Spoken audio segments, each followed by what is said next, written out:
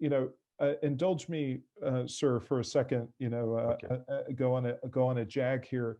Um, there's kind of a medieval image, and I could be getting my art Mm. history wrong here, but there's this sort of recursive motif, which is sort of the image of a giant corpse and sort Yeah. of things that live on it, that pick on it. And certainly we've seen that, just walking down the beach or taking a trip through the forest. That's the state of nature. But the medieval image, I think what it sort of, the mythology that it represents is this idea of, you know, uh, the work of the ancients, right? So Mm. the idea of, invariably in mythology, like the Norse gods, they come from these giants, right? You see it in the Yeah. Greeks, the Yeah. Greek gods come from the Titans. And what that represents is, you're a kid and your parents, they're these giants, right? Where you came Yeah. from, the Yeah. the past, we're standing on the shoulders of giants is colloquially how we express that Yeah. concept, Yeah. creatively, as well as like the way that culture is structured, the way that our world has been created. I didn't create a computer. It's absolutely mission critical to everything I do in my life. I'm standing on the Yeah. shoulders of giants. And yet at the same time, in that medieval image of the rotting corpse, is that the old ways, are something that, guess what? Women have rights, right? Like the old ways, a lot of things, when you want to talk about torture, when you say it's medieval torture, it's particularly gruesome. And that, we've gotten a bit more, I don't know how you'd express it, enlightened, civilized. I don't mean to denigrate those people. They were very innovative at that time, but certainly we've progressed since then. And so that notion of the rotting corpse, of sort of like the giants that got us here, they invariably will be, sort of vanished down to the bones, and we're going to go take the bones and make them into chairs or different things that sort of reinforce our culture and our existence now. But they basically get integrated as a part of the ecosystem into the world that we have now. But you get the metaphor. Yeah. No. No. It's an interesting metaphor. It's not one that had occurred to me. I think it's interesting, sort of comparing like the Titans of legend to like the child's view of the parent. That's something to pick at. Um, I I kind of feel like where it falls down slightly is that Ballard's giant and the um, and the gods in We Only Find Them When They're Dead. Um, they're not sort of coming out of the past. They're Mhm, coming out of somewhere completely other, mhm, and that that I mean the I guess the sort of common ground is that these are sort of vast unknowable beings. The past is a very knowable thing. mhm, There's a lot of, we can go back, we can find evidence, we can read accounts, mhm, we can and the more we read, the more we see kind of that, like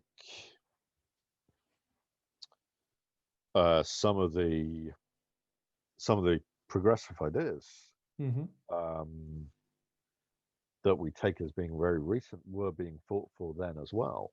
mhm, Um, and you know, in some cases, there have been some, there's been backwards motion that we are now moving mhm, forward past again. Like in the case of, there's a whole account on Twitter that posts about uh, people of color in medieval paintings, mm, and sure, how sure. there is a strong tendency um, with regressive movements in the art world to pretend that these paintings don't exist, that this Mm, history does not exist. mhm, However, you know, when the past is more complex and more progressive than yes. regressive elements would like it to be. Um, but to get away from that one, to get back to like the gods and Ballard's giant as like representative of, you know, the unknown and I guess the sublime.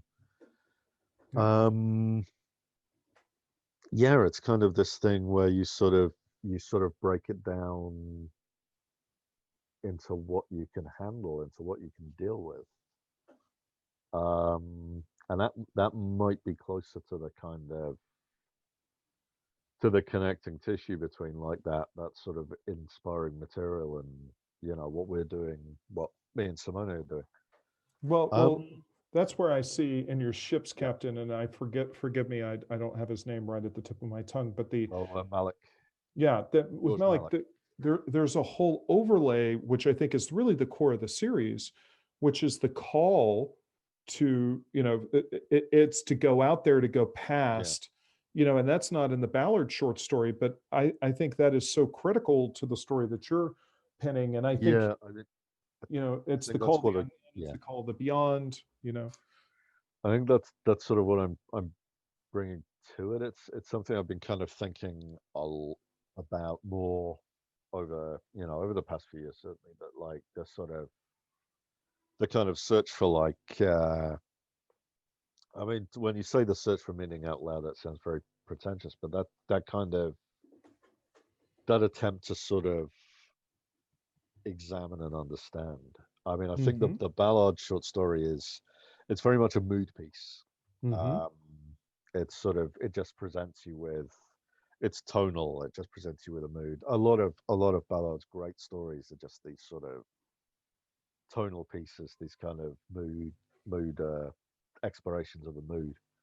Mm-hmm. Um, and I think originally I was thinking of this series in those terms as like something an attempt to evoke a mood, but like you know, the closer to it I got, and the more, and obviously getting together with Simone and sort of you know working out the plot and putting together all of the pieces, the moving parts, you know, it becomes much more of a story. Mm-hmm. Um, and yeah, I think that's kind of what it's much more about is that call to explore, Mm-hmm. um, and to search, and also yeah. There's a lot in there. There's places we're going. I mean, it's I think the next issue is issue 4, so Mm-hmm. we've got a ways to go on Yes, we do. And, it. and and so we'll tell the audience, this is something you've Yes, you've talked about publicly. We're doing 15 issues. yes. And then you've got a hard out, which I would try to talk you into doing a whole bunch more, but I I've mean, seen, yeah, yeah. It's I've got a good plan. I've got a good plan. okay, okay. One thing I will say is that